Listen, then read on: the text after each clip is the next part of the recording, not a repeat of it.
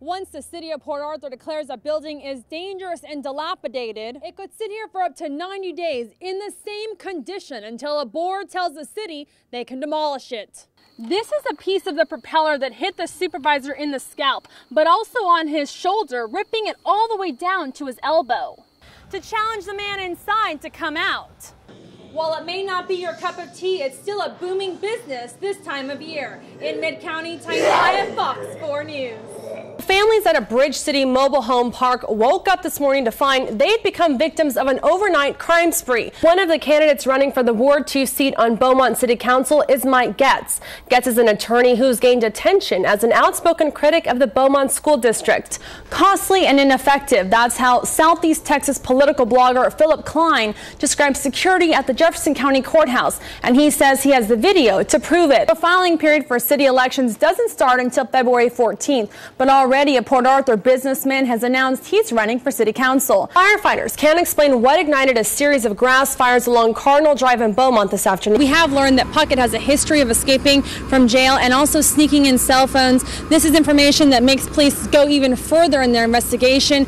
Right now, there are about a dozen police dogs searching fields. We've got helicopters, 3 horses out. They are doing everything in their power to locate this man. He is in a vehicle, they believe a white truck with a silver toolbox in the back. He was last seen heading north on Highway 69. If you see this vehicle, you're urged to call police immediately. He is a man who is serving a 30-year sentence out of Lavaca County. Police are saying if you see anyone, he's 5'9" with a shaved head. He was last seen wearing a white prison jumpsuit, but of course he would have ditched that by now, so he looks just like any other person. And as the same weapon has been used in all the robberies, and the man has worn the same tennis shoes. He's also covered his face with similar bandanas. He robbed the subway behind me on Tuesday, but this time he got violent. That's something police say he hasn't done before. Now, I'm told that he used the money he stole to buy drugs, obviously a habit he could not afford, but he has a criminal history, like you said, Sheldra. That means hopefully he'll be behind bars for a longer period of time. For the past month, I've been going around town to public buildings at night to see if our tax dollars are being wasted. And while Beaumont is beautiful at night, there's one building that doesn't turn their lights off even after they close. I make sure all the lights are turned off. Put off my lights before I leave the house. Turn the lights out. Make sure that all of my lights are off. It's the easiest way to save your hard-earned money. Turn off the lights when you leave a room. But after several late-night trips to the downtown library, one might think the city of Beaumont isn't concerned with saving a dime. And that's got taxpayers in an uproar. I think they should turn out the lights when there's nobody there. Doesn't make sense at all. That's a waste. A waste to taxpayers, but Claudia Hopkins, she heads up the library and says there's a very good reason those lights are kept on. At night, in most of our downtown buildings, we leave lighting on, and that's easier for officers to drive by and look through the buildings, and it's also a deterrent. But is there a need for every light to be on when the police station is right across the street? Downtown, we really don't have a theft problem or really a vandalism problem. So the city cuts a check to Entergy for over $3,300 for security. We don't keep all the lights on. We keep a few lights on. It's not just a few, it's all of the lights. Right, but that's our security for that building. The whole building is glass. So is it a few or all? We do leave all those lights on, yes. Okay, so it's a preventative type of security, yes, security. It is. But that answer doesn't satisfy taxpayers. Security? Lights on all night? Why? Who's going to break into the library? Now, out of all the buildings we monitored in Beaumont, the library seemed to be the only one with this issue. However, there were several buildings in Jefferson County that leave their lights on constantly at night, and also school district buildings. We'll continue our investigation and let you know what we find. At the main library in downtown Beaumont, Taina, Fox 4 News. The purpose of the news conference was to talk about crime going down in the city of Port Arthur, but the way the city presents the numbers is misleading. There was a reduction in the number of crimes against persons, but our property crimes increased, which did generate a 2.4% increase in the overall crime rate. Crimes against persons only include murder, rape, aggravated assault, and robbery. That's leaving out thefts and burglaries, an omission that changes the bottom line. And Fox 4 found that wasn't the only thing that changed the big picture. After doing the math ourselves, we uncovered a couple of mistakes in the city's report. 3170 minus minus 3076 equals. 94. I typed in the wrong numbers, all that is. I typed in a 9 instead of a 6, or a 6 instead of a 9. All right, so divided by 3076 equals a 3%. Right, so that's how we got 3 point. That's correct. That is correct.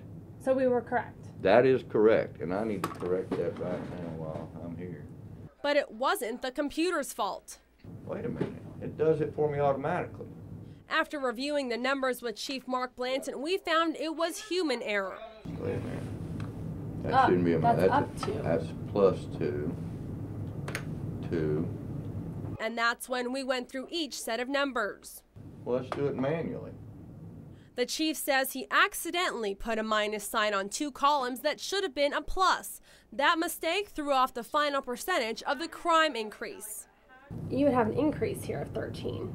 106, let's see, 119 minus 106 equals 13. That's it. Go back. Theft. There you go. And it's 13 the other way. Correct. 13. Bingo. Either way, the increase contradicts the city's initial report of a decline. How are you? Good. Do you have some time for some questions? No, I've got 4 minutes to go to the bathroom. Do you need... But Port Arthur City Manager Steve Fitzgibbons didn't take all 4 minutes, so with the remaining time, we decided to ask him about the discrepancies in a crime report released last week. Have you ever seen the crime reports? Have you ever checked them yourself? I look at the crime reports after they've been published. Are you asking if I go through the numbers? Yes. No. Fitzgibbons didn't seem to think Fox 4's discovery of incorrect statistics was a big deal, and he admitted not paying close attention to those reports. He says there are others in city government that can focus on those details. Department heads and others, assistant department heads, supervisors. Is it any of their jobs to check the math? To check numbers. Is it any of their jobs? Yeah, we try to make sure that numbers are accurate. Mayor Dolores Prince also didn't seem concerned. She avoided our questions and even claims we're just looking for news. Ma'am, we've gotten reports from Chief Blanton all throughout the years, okay? Have you ever checked him? You've never checked the reports that the chief has given you?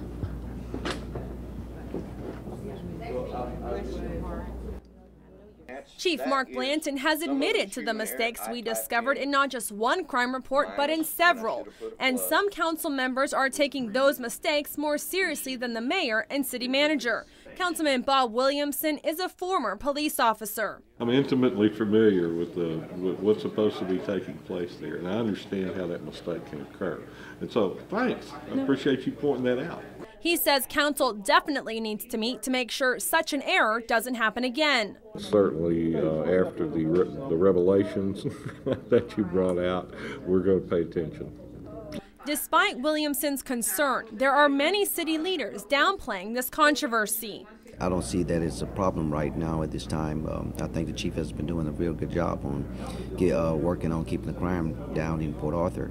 But many of their constituents don't like what's happening and want to hold those in public office accountable. That's why we continue to push for answers. There are probably thousands of functions in the city, including audits, accounting, police reports, fire reports. So is your question, do I go over every single item in the city or that particular item? Well, I mean, I think you should go over all items, but do you go over any of them?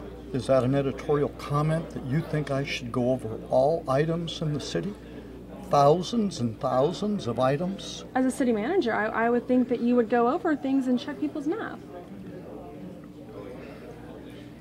All 800 employees work, I should check.